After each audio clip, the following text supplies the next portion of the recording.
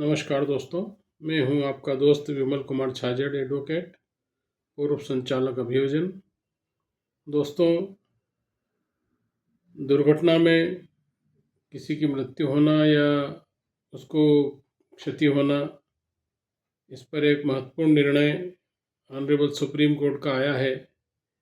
मालवाहक जो गाड़ी रहती है, गुड्स व्हीकल रहते हैं, उनकी दुर्घटना हो जाती है तो उस संबंध में उसमें जो लोग बैठे हैं उनके बारे में क्या निर्देश हैं, इस बारे में ऑनरेबल सुप्रीम कोर्ट ने एक बहुत महत्वपूर्ण आदेश दिया। इसके बारे में मैं आपको विस्तार से बताऊंगा। उसके पहले मेरा आपसे अनुरोध है कि यदि आपने मेरे चैनल को अभी तक सब्सक्राइब नहीं किया हो, सब्सक्राइब करें, लाइक करें, शेयर करें। दोस्तों, ये पूरा मामला सुप्रीम कोर्ट में गया और सुप्रीम कोर्ट में मालवाहक वाहन में निःशुल्क यात्री होने पर भी बीमा करता पहले भुगतान कर वसूली कर सकता है। यहाँ पर उन्होंने बहुत महत्वपूर्ण बात कही कि पहले आपको जो मृतक है या जो उसमें बैठे थे उनको भुगतान करना पड़ेगा, फिर आप चाहे तो वसूली कर लें। इसमें सुप्रीम कोर्ट ने महत्वपूर्ण निर्णय में कहा कि यदि किसी मालवाहक में यात्रा कर रहा व्यक्ति निःशुल्क यात्री माना जाए और बीमा कंपनी प्रत्यक्ष रूप से मुआवजा देने के लिए जिम्मेदार न हो तो कर्ता को पहले मुआवजा अदा करे और बाद में वाहन स्वामी से वसूलने का निर्देश दे सकती है। मतलब पहले बीमा कंपनी को जो घायल व्यक्ति है या जो क्लेमेंट है उनको पेमेंट करना पड़ेगा, बशर्ते वाहन मुख्य रूप से सामान ढोने के लिए किराए पर लिया गया हो और यात्रा केवल सहायक उद्देश्य के लिए रही हो। ये मामला पूरा ऑनरेबल जस्टिस प्रशांत कुमार मिश्रा साहब, ऑनरेबल जस्टिस NV अंजारिया साहब की खंडपीठ में था। मोटर दावा अधिकरण का आदेश बहाल किया, जिसमें बीमा कंपनी को पहले मुआवजा जमा करने और बाद में वाहन मालिक से वसूली करने का निर्देश दिया था। तो ये जो पूरा मामला था, इसमें ऑनरेबल सुप्रीम कोर्ट ने वाहन दुर्घटना हुई थी, उसमें एक मृतक था जो गणेश विसर्जन के अवसर पर प्रतिमा लेकर नदी पे जा रहे थे और किराए पर लिए गए एक टेम्पो में सवार थे। दुर्घटना के समय वाहन का बीमा ओरिएंटल बीमा कंपनी के पास था। तो यहाँ पर कोर्ट ने क्या कहा?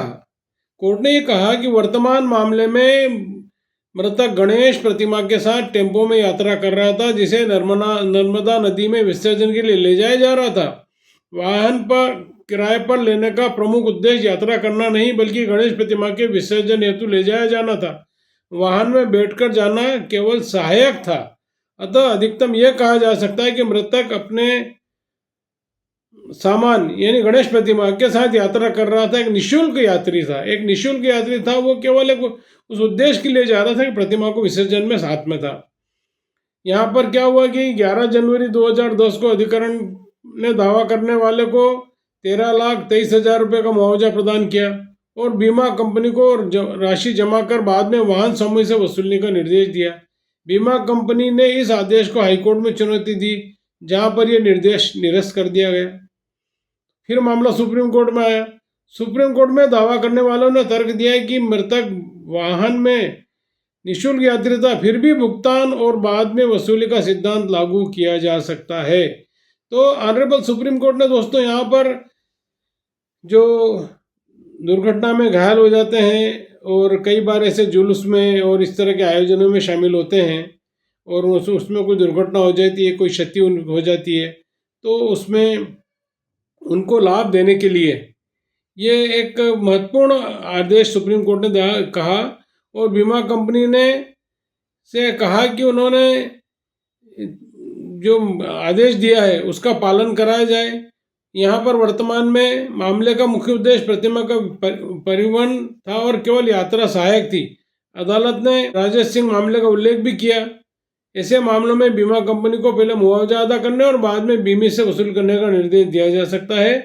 इस निर्देश के साथ हाईकोर्ट ने जो आदेश दिया था उसको निरस्त कर दिया और जो MACT की जो कोर्ट ने आदेश दिया था उसको बहाल रखा। दोस्तों, तो एक बहुत महत्वपूर्ण निर्णय आया है। आप मेरे चैनल को देखते रहिए और समय समय पर नए आपको अपडेट में देता रहूँगा। नमस्कार।